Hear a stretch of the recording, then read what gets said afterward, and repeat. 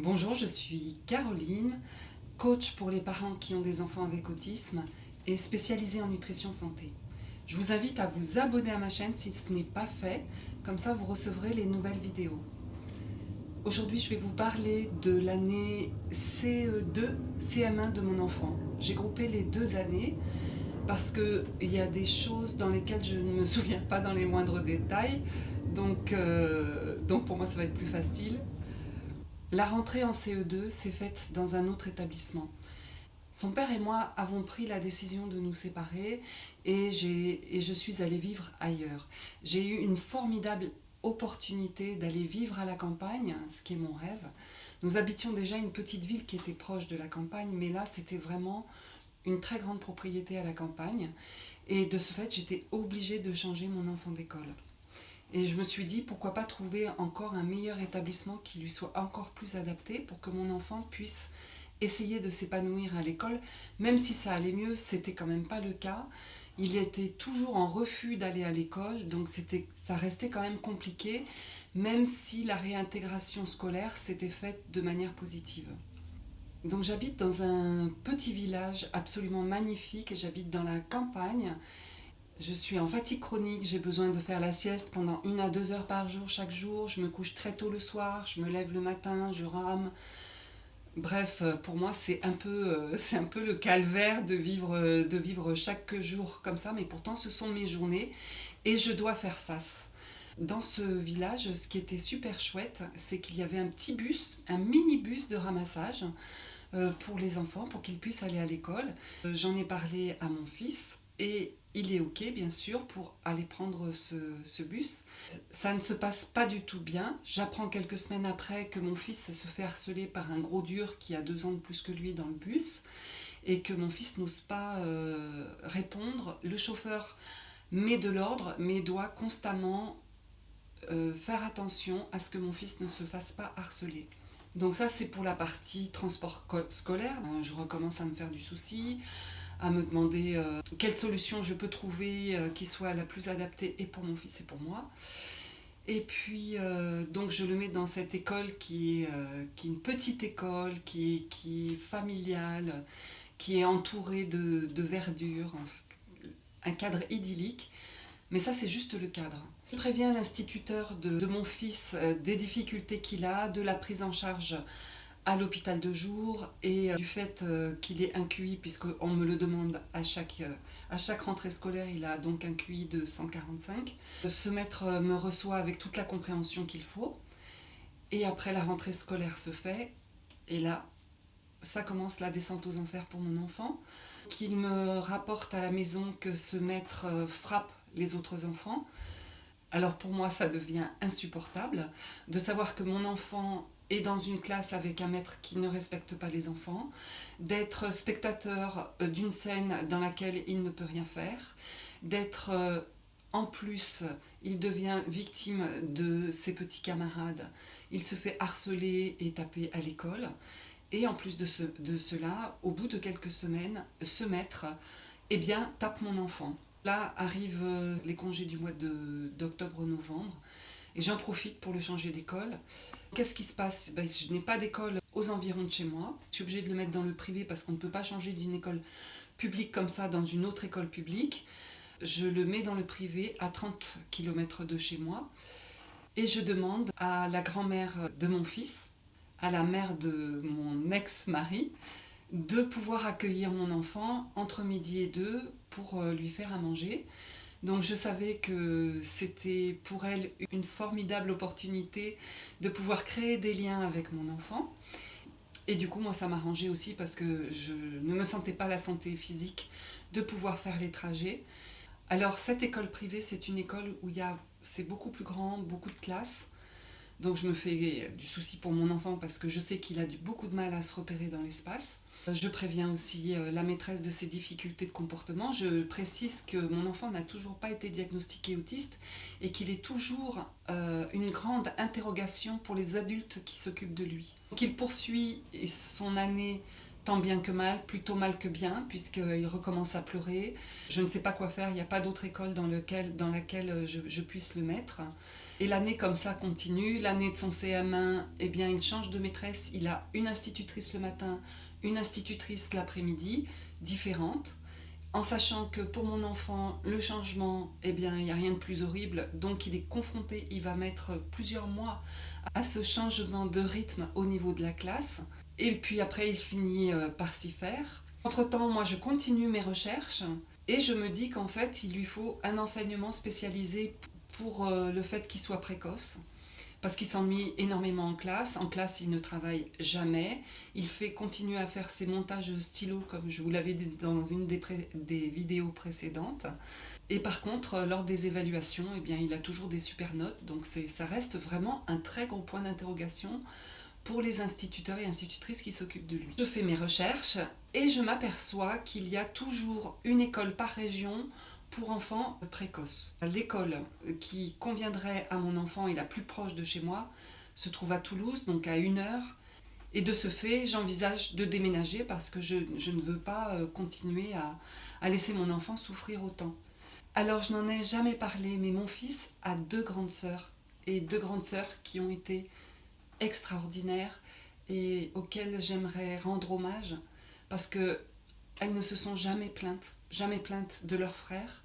Elles ne se sont jamais plaintes auprès de moi parce que son frère accaparait toute mon attention et de ce fait, elles avaient beaucoup moins d'attention, même si j'essayais de leur en donner. C'était toujours beaucoup moins que ce que je pouvais donner à leur frère. Elles ne s'en sont jamais plaintes. Et lorsque j'ai dû déménager, c'était aussi au détriment de leurs camarades, de changer de leur établissement scolaire. Donc ça, c'était vraiment, j'ai eu des filles incroyables, incroyables. Et c'est toujours le cas, elles sont toujours aussi incroyables et toujours aussi merveilleuses. Je déménage, il faut savoir que je m'occupais de mon fils, que j'étais en fatigue chronique, que je n'avais pas de travail, que je n'avais pas de salaire, pas de fiche de paye. Comment j'allais pouvoir faire pour me loger avec un enfant qui hurle au quotidien à la maison, qui crise sans arrêt, et pouvoir loger ma fille, qu'elle puisse être aussi indépendante et ne pas être dans la même chambre que son frère, parce qu'ils ont quand même 8 ans d'écart. Et là, je me dis, habiter dans un appartement, dans les conditions dans lesquelles je vis avec lui et dans lesquelles il vit avec son rythme de vie, ça n'est absolument pas possible.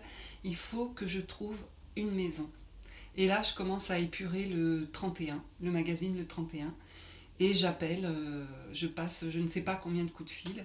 Je tombe sur des gens extraordinaires qui m'ont fait confiance, qui ont accepté de me louer leur maison dans un quartier à Toulouse, parce qu'en plus, je ne connaissais absolument pas Toulouse, je ne savais pas si la maison était proche, pas proche de l'école. Donc ça, c'était un peu compliqué pour moi à gérer à ce niveau-là. Mais je priais tout le temps. Je crois que j'ai dû faire des milliards de prières pour espérer que les choses se aillent bien et que je puisse trouver des solutions à mes problèmes.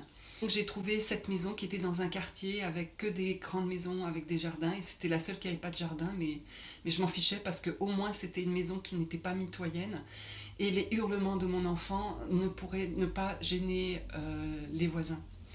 Et c'est ce qui s'est passé, donc nous avons emménagé. Ma seconde passait son bac et du coup a dû changer d'établissement pour l'année de son bac, pour sa terminale. Mon fils intègre le CM2. J'ai pas pensé à vous préciser que l'année précédente, en fait, là où mon fils était suivi en hôpital de jour, le pédopsychiatre me précise qu'il change de lieu de travail et qu'il prend un poste plus important à Toulouse. Et de ce fait, mon fils n'a plus de suivi avec cette personne-là. À charge à moi de trouver une personne compétente qui puisse prendre la relève. Il m'indique une psychologue spécialisée pour les enfants, mais pas autiste, puisqu'il n'était toujours pas diagnostiqué autiste. Et donc nous allons voir cette psychologue qui reçoit seule mon fils, mais mon fils ne décroche pas un mot. Donc au bout de 3 séances, elle me dit que ce n'est plus la peine de continuer à aller la voir. À la maison, c'est toujours la galère, c'est toujours des cris. Moi, je ne sais pas comment l'occuper. il est désœuvré, il me fait part de son envie de mourir. Il se demande ce qu'il fait sur Terre. Et ça, c'est pas facile à gérer. Je vais voir un autre CMPP qui puisse accueillir mon enfant, dans lequel il puisse avoir une prise en charge. Là, c'est la catastrophe, ça se passe très très mal avec le psychologue, donc je le retire du CMPP. Et du coup, mon fils est sans suivi. Et lorsque j'apprends que je vais déménager à Toulouse et que l'établissement scolaire est à Toulouse, j'y vois aussi une formidable opportunité pour mon enfant de reprendre un suivi avec ce pédopsychiatre qui le connaît depuis qu'il a ses 3 ans. Je reprends rendez-vous avec cet homme et il nous reçoit quelques semaines plus tard. Il souhaite entendre mon enfant tout seul, nous recevoir séparément, et après, il sort désœuvré du rendez-vous avec mon fils, me convoque dans son bureau et il me dit « Je suis désolée, je suis passée à côté du diagnostic, mais votre enfant est Asperger. » Oui, alors moi dans ma tête, mon enfant il était tellement grossier à la maison, il passait ses journées à m'insulter, à me traiter de tous les noms d'oiseaux à longueur de journée, que lorsqu'il me dit qu'il a le syndrome d'Asperger, j'entends qu'il a le syndrome Gilles de la Tourette. Et dans ma tête, je me dis « Ah, mais c'est pour ça que mon fils il m'insulte autant toute la journée. Ah, mais je comprends mieux alors !» Et puis après, passé l'état de choc, je me dis « Non, il m'a pas dit le syndrome Gilles de la Tourette. Il m'a dit syndrome d'Asperger. » Donc je n'en avais jamais entendu parler. Je lui dis « Mais qu'est-ce que c'est que le syndrome d'Asperger ?» Alors il m'explique que c'est un problème de comportement, et il me parle d'autisme en parallèle, donc je lui demande si c'est la même chose. Donc il me dit que dans les autres pays, le syndrome d'Asperger fait partie de l'autisme, mais en France, c'est complètement différencié. Ça a changé depuis quelques années, puisque maintenant on dit autisme Asperger. On sait que l'Asperger est une forme d'autisme. Mais enfin bref, lorsque mon enfant avait ses 9 ans, eh bien, c'était différencié. Le pédopsychiatre me fait toutes ses excuses et on reprend un suivi chouette, on reprend un suivi. Je me sens soutenue, même si je vois que ça ne change pas grand-chose à la maison. Au moins, je me dis qu'il y a des professionnels qui sont là et avec lesquels je peux dire que c'est difficile à la maison, même si je m'étends pas, mais c'est de savoir quand même que je ne suis pas seule dans cette aventure, ça me rassure un peu. Concernant mon enfant, ça n'apporte pas grand-chose à la maison. Mais souvent, le pédopsychiatre peut dire 2 ou 3 mots qui vont faire mouche dans la tête de mon enfant, et mon enfant va pouvoir se sentir apaisé pendant 2-3 jours à la maison. Et rien que pour ça, ce sont des moments tellement importants que je ne veux pas rater les rendez-vous que nous avons dans cet hôpital. Si on en revient à l'école, il intègre donc le CM2. En fait, les cours spécialisés pour la précocité se passent en 6e, mais il m'a été demandé d'intégrer le CM2 pour être sûr d'avoir une place, puisqu'il privilégie les enfants qui ont été dans la primaire précédente de l'établissement. On intègre une classe, et là, toute notre vie change, la sienne et la mienne.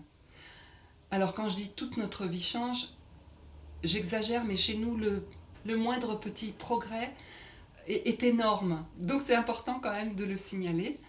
Il va dans cette école où la moindre violence est interdite. Donc en sachant que mon fils se faisait harceler, maltraiter dans les écoles précédentes, dans les classes précédentes, où les maîtresses et maîtres intervenaient, mais mon fils ne se sentait pas protégé, au moins dans cette école, c'était clair et net. Toute forme de violence était interdite. J'aimais beaucoup leur discours, puisqu'ils disaient que l'enfant devait respecter l'adulte, mais que l'adulte aussi devait respecter l'enfant. Et donc vous allez voir que cette histoire de harcèlement va durer jusqu'à ce qu'il intègre le lycée. Donc c'était quand même quelque chose qui a joué un rôle important dans la vie de mon enfant. Là, dans cet établissement, ça a été terminé. Il ne s'est plus jamais fait harceler. Et du coup, c'est vrai que ça a changé l'ambiance, même au niveau de la classe. Le travail était tellement exigeant que finalement, ça correspondait au niveau de mon enfant qui s'ennuyait beaucoup moins à l'école. On m'a encore parlé de ces montages stylo que je n'ai jamais vus. Il a pu suivre sa scolarité jusqu'en CM2 dans cet établissement. Et en parallèle à la maison, c'était vraiment très très très difficile. Comme je l'ai précisé tout à l'heure, mon enfant m'insultait, il voulait mourir, il me frappait, il se frappait. C'était compliqué, j'avais pas d'outils, je ne savais pas du tout comment faire. Donc j'ai commencé à lire les livres de Tony Attwood, que je vous recommande, et qui est un spécialiste du syndrome d'Asperger. Même si j'ai pu lire ces livres et qui m'ont donné de la compréhension par rapport au comportement de mon enfant, eh bien ça ne changeait pas grand-chose à la maison. Et donc je vous réserve la suite au prochain épisode. Voilà, si vous avez aimé cette vidéo, je vous invite à mettre un like sur la vidéo parce que comme ça m'encourage à vous en faire d'autres. Et transmettez-la aux personnes pour qui vous pensez qu'elle puisse être intéressante. Je vous remercie.